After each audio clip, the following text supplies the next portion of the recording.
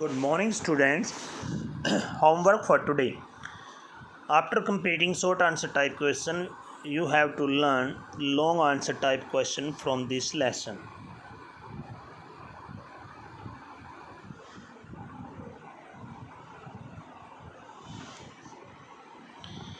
Question number 1. How did a bride's mother help him in the initial stage to his making of a scientist? एब्राइट की शुरुआती stage में एक वैज्ञानिक बनने में उसकी मदर ने कैसे हेल्प की, या discuss the role of Ebright's mother in making him a scientist. उसको साइंटिस्ट बनाने में एब्राइट की मदर की भूमिका को डिस्कस कीजिए।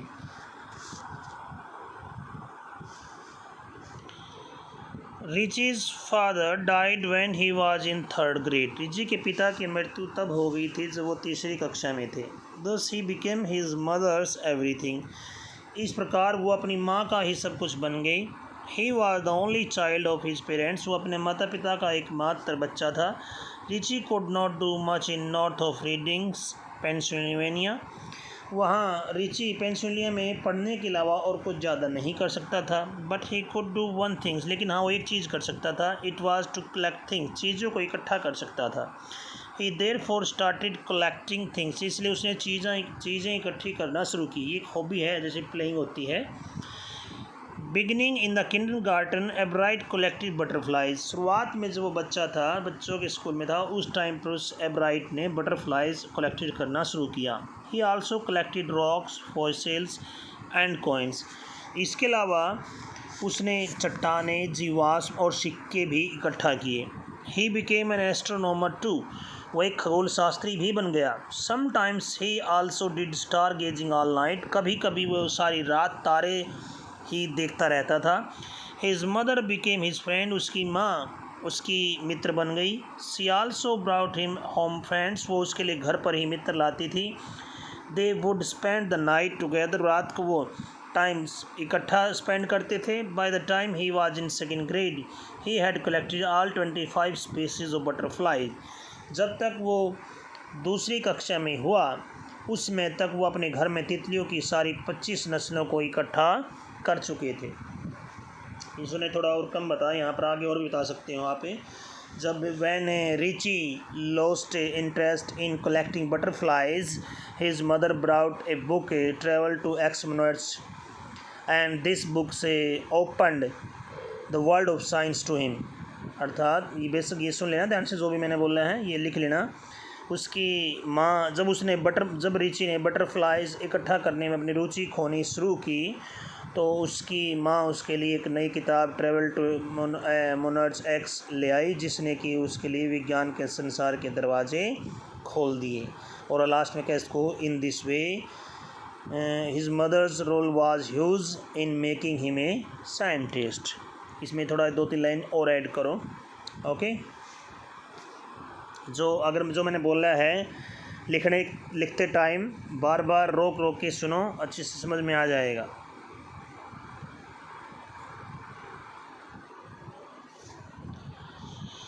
Which research did Ebright begin in the second year in high schools? High school के सेकेंड ईयर में एब्राइट ने कौन सी रिसर्च करनी शुरू की? Which new theory did he lead to? और किस नई थ्योरी की ओर वो अग्रसर हुआ? In his second year, एब्राइट began to research. अपने दूसरे वर्ष में एब्राइट ने शोध आरंभ किया। It led to his discovery of unknown insect hormone.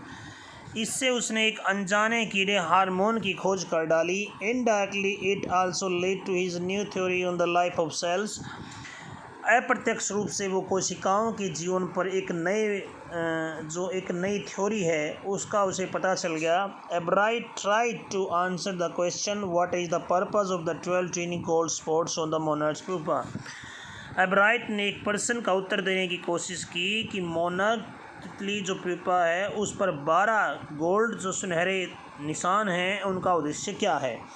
Everyone thought the spots were just ornamental. हर कोई सोचता था कि निशान केवल सजावटी हैं।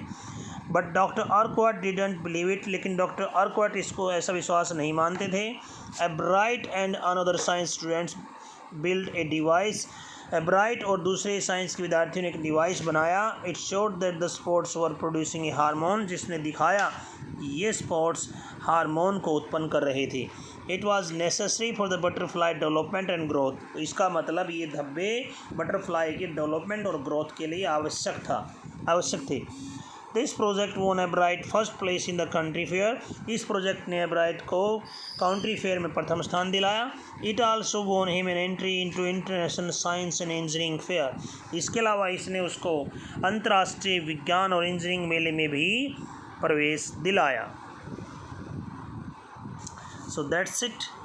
These two questions you have to learn and write as a homework for today. Second question ठीक है, ऐसे कैसे? फर्स्ट क्वेश्चन में तुम्हें जो 2 लाइन मैंने बोल ली थी वो जोड़नी है। Okay, have a nice day, bye.